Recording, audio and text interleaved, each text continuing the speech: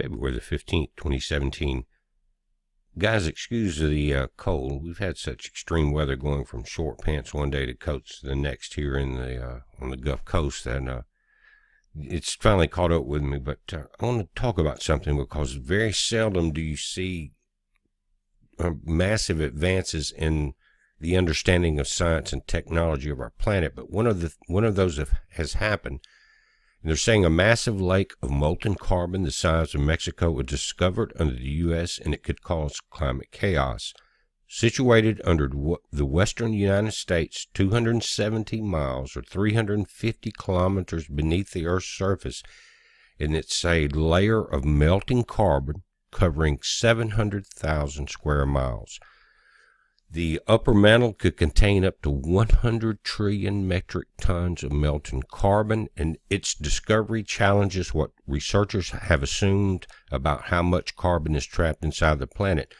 We talked about Yellowstone before, and they're talking about giant pockets that are occurring in the that four-state area, but they always considered that heat signature as molten rock. This changes the entire game because the difference in molten rock during a volcanic eruption and the difference between the rock and the carbon is tremendous, and the difference in the way it affects our atmosphere. You're talking about days of darkness here, but they're saying a huge well of molten carbon that will spell disaster for the planet has been found under the United States. And what they've done, the way they were looking for the heat signatures, and they used the world's largest array of seismic sensors. Now, when you're dealing with these seismic sensors, you can get a lot of information. You can find out where oil is or gas is, or where heat is in that sense as far as magma. But what they did, they continually come back with carbon signatures, molten carbon. What does it mean broken down?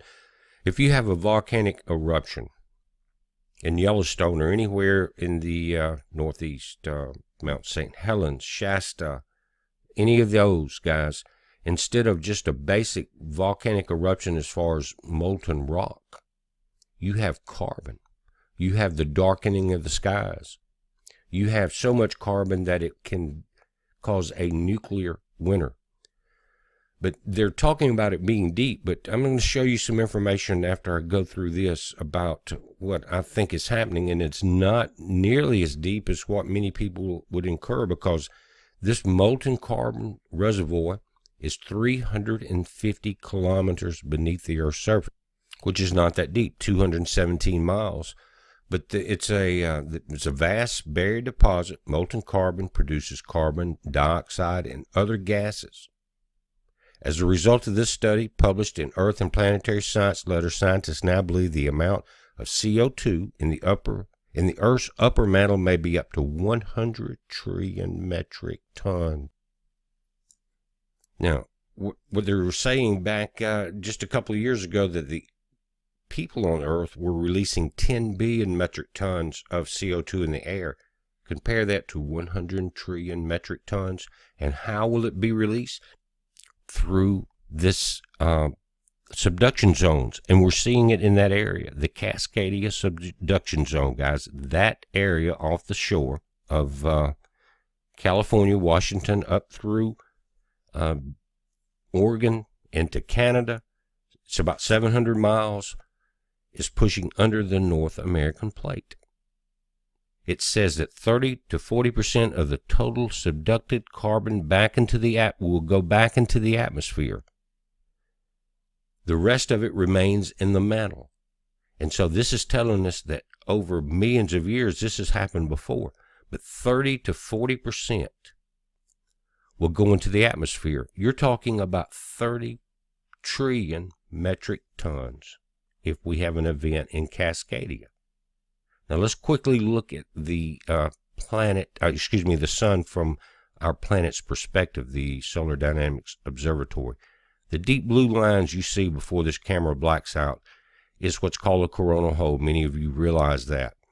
Now it's going across the entire surface of the sun, which is very large.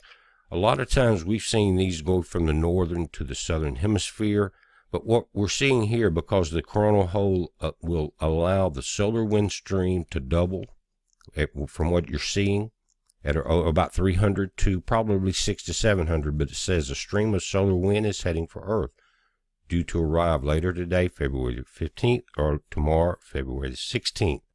Now, this is increasing as I'm doing the video, but now at 308.8 kilometers per second, very fast. That's the solar wind striking our planet. And that hits this. It hits the magnetic shields of our planet.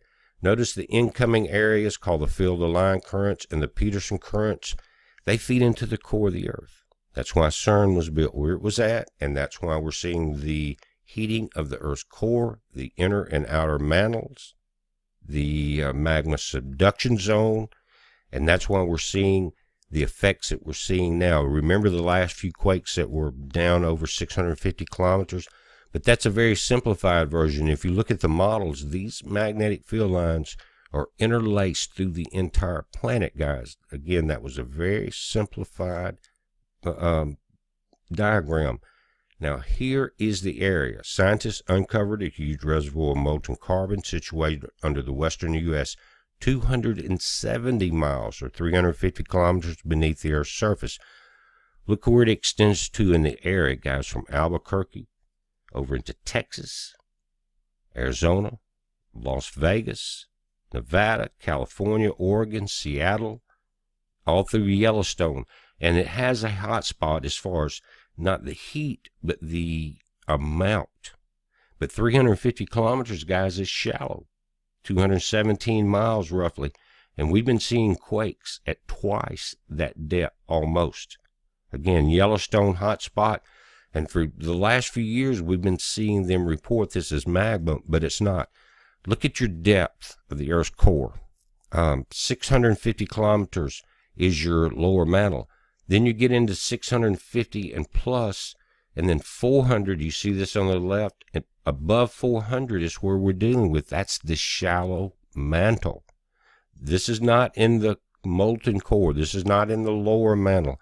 This is in the shallow mantle, just below the mid-ocean ridges that we see the underwater earthquakes. We see the the Atlantic ridge. This is very shallow, guys. It's not going to take much more. And what we've been watching week after week is this increase in solar wind speed, feeding that energy via these Peterson currents into the Earth. Now, if we look at this, and just, I'm going to, again, remind you, very shallow. Not down into the lower mantle. They're picking this this carbon melt up very shallow. Now, this is not a temperature map. This is called the melt volume. This is, again, the partially melted carbon found, notice at the bottom, by the Royal team at Royal Holloway. It covers 1.8 million square kilometers. But notice this area where it's red right there. Again, not heat, volume. That is where the most of it's located. So let me impose another map. Just kind of bear with me here. My graphics are not the best in the world. But you can see what we're dealing with. We're going into the Idaho region, right there. That deepest, almost maroon area is above 2.4, probably near 3. Now, what that's telling us is that this region, and this is an overlay, and you're looking Idaho, Walla Walla, Lewiston, and I will pull this up, but I'm just overlaying it in size. That covers all of this area, not just the Walla Walla, Lewiston, Pullman area that you see in Idaho, Oregon, Washington, right there in that corner.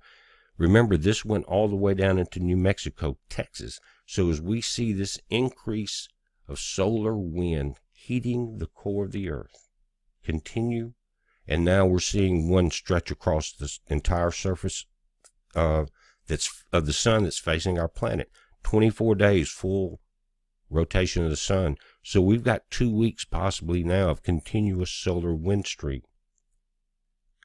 And we're seeing this carbon deposit, molten carbon, not molten rock. And this is all new information. as far as what we have been allowed to see. How much does this have to do with the supposed global warming that's now been debunked and the carbon tax? I don't know. But I do know what will happen if we have a major cascading event and you have something like a Mount St. Helens, Rainier, something like that go off, and you're dealing with carbon that's molten instead of rock. Major mini ice age, nuclear winter, and we've talked about this. But we're watching it, guys. It's a heads up. Be safe.